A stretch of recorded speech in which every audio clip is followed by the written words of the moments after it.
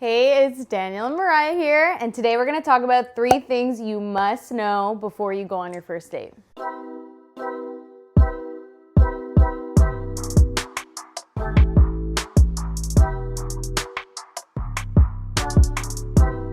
think there could be a lot of stresses, worries, apprehensions about going on a first date. But these are 3 things that I think will help everyone who is considering going on a first date. Maybe you just met someone and you don't know kind of what headspace to be in as you pursue that first date. So here they are. The first thing is to remember that it is just a first date. So I think Chill out a bit. Yeah, I think it's like, I guess 2 things in that. It's like, one is that if it goes poorly, it's just one date. You got a dinner and a conversation out of it, and you're that much more clear on who you're not supposed to be with. Yep. And then 2, the other thing is like, if it is the right person, there's many more dates to come. So if you feel like, oh, I was awkward, or oh, that conversation didn't go as well as I thought, like there could always be a second. Yeah. You know what I mean? Yeah. I think we can put a lot of like pressure, maybe especially if we haven't met someone with potential in a while. It could be like, oh, this needs to be like perfect, Yeah. or I need to like behave a certain way or not be weird or whatever. It's like, just relax, just hang out with the person, get to know them. Yeah. Yeah. And something that was helpful for me when we had our first date was I just thought like, oh, like I'm just having a conversation with the person. Like I have a conversation with the person all the time. Yeah. I think that sometimes we can put undue like expectation Yeah. on a date when it's just like, just treat it like a conversation, like you're getting to know someone new. If it goes well, do another one. Yeah, exactly. Okay, the second thing is remember to not pretend to be someone you're not. Yeah.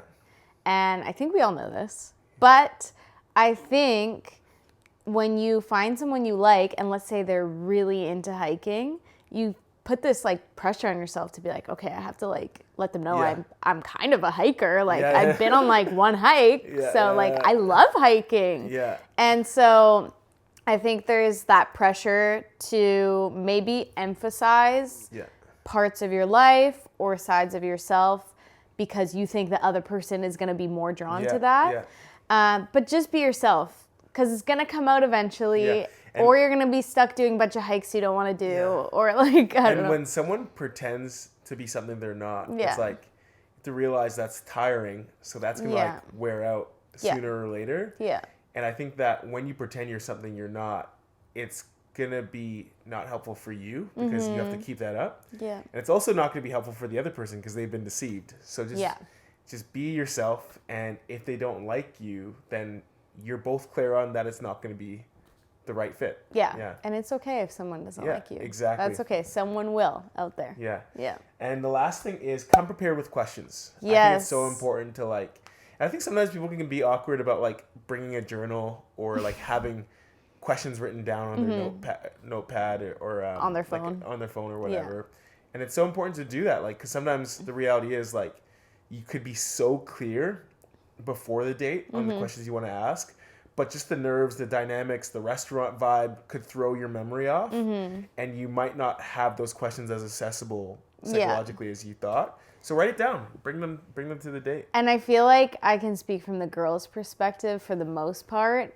Like, I feel like, maybe I'm wrong, but most girls, if a guy was like, oh, 1 second, I wrote down a few questions I'd actually love to ask you today, and they pulled out their notes app on their phone or like maybe a piece of paper, I feel like most girls would be like, oh my gosh, that's so sweet and so thoughtful. Yeah. I don't know how guys would react. No, I Do you think, feel like that's the same. Like, it's like, oh, like she put some thought and intentionality into it. But again, I can't necessarily speak for all guys. 'Cause guys are actually a lot different in this regard. That's true. Some guys can be like, oh, this is intense. This is like, weird. I mean, there's a way to go about it too. Like, don't it's be pulling out a like, I binder. have 10 questions for you.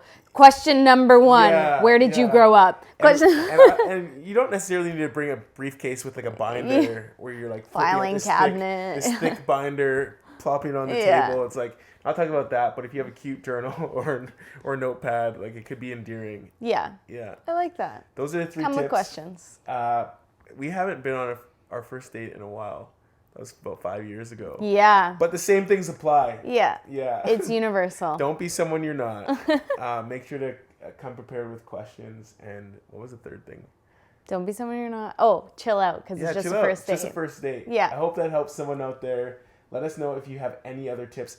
I would love to actually hear if anyone has any other first date tips. Yes. That they want to drop in the comments, because I think it will help not only us but other people. Yeah. As we navigate life. Yeah. Also, feel free to drop some funny first date stories in the comments as well. I would love those. that. I'd love to read those. Anyways, so good to have you here with us today. If you haven't already, make sure to like and subscribe, and we hope to see you next time.